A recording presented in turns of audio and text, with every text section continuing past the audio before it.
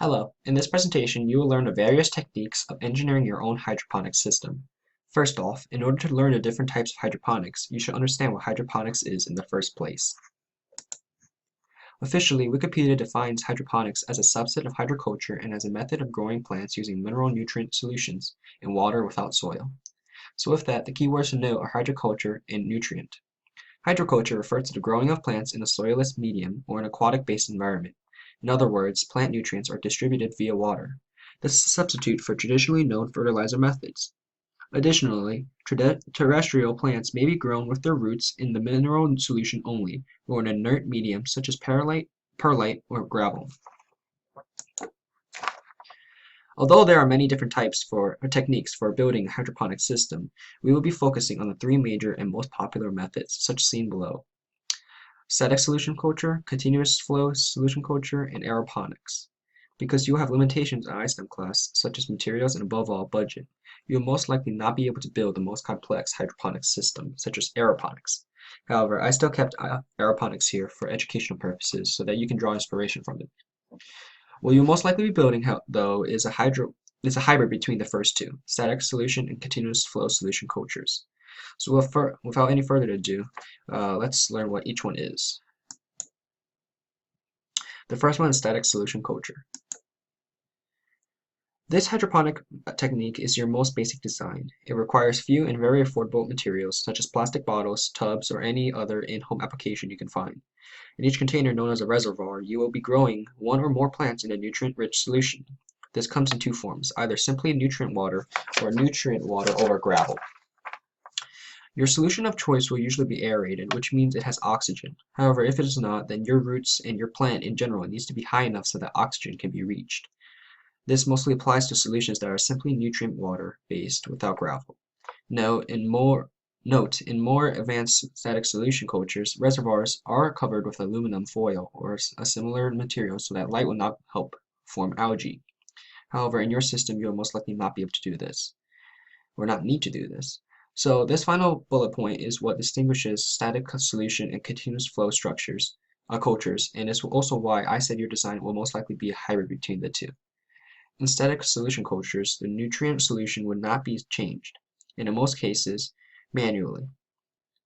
In more advanced static solution cultures, a device would be implemented, such as a moisture sensor, so that it can be automated. In iSTEM, you will most likely be dealing with a version of Arduino. However, if you would like to further automate your system, check out continuous flow solution cultures in 2 slides.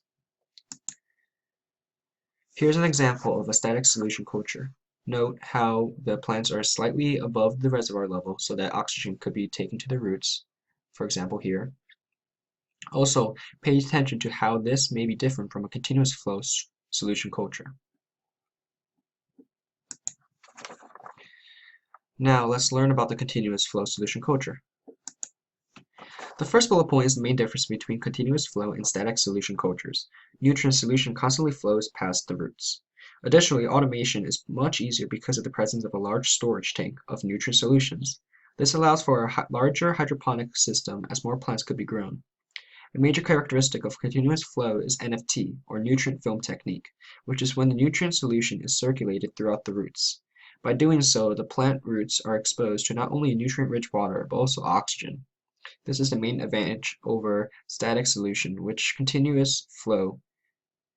with continuous flow you will be able to grow more plants and plants of higher quality.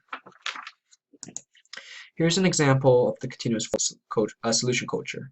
Note the large tank and the NFT system that circulates from the tank to the reservoir pipeline. And finally, we will learn about aeroponics, which you will most definitely not be doing. However, it is more advanced and more advanced form of hydroponics and the most popular favorite of NASA. Simply put, aeroponics is the process of growing plants in an air or mist environment without the use of soil or an aggregate medium, which is just a fancy way to say soil. So you might be wondering what the difference is in growing plants in an air mist solution versus a standard liquid nutrient hydroponic solution. In truth, there's not a whole lot of a difference or an advantage. The nutrients may be more accurately dispersed to the roots of the plant, oxygen may be less problematic, and there may be some environmental benefits in doing aeroponics, but overall it might just be more fun and definitely looks cooler in my opinion. Here's what aeroponic systems look like.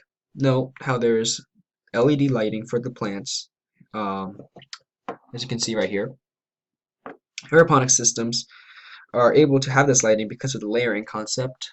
As you can see, where did my mouse go? Sorry. Between these two layers.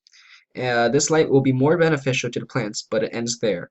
There's a barrier between the nutrients, which also has no liquid-based water, and the LED lights. So that means that the LED lighting will not help create the algae that could form in a more standard liquid-based nutrient water because of the layering concept. This is all for the major techniques of hydroponic systems. I hope you got something out of the video, and I wish you the best of luck. Thank you.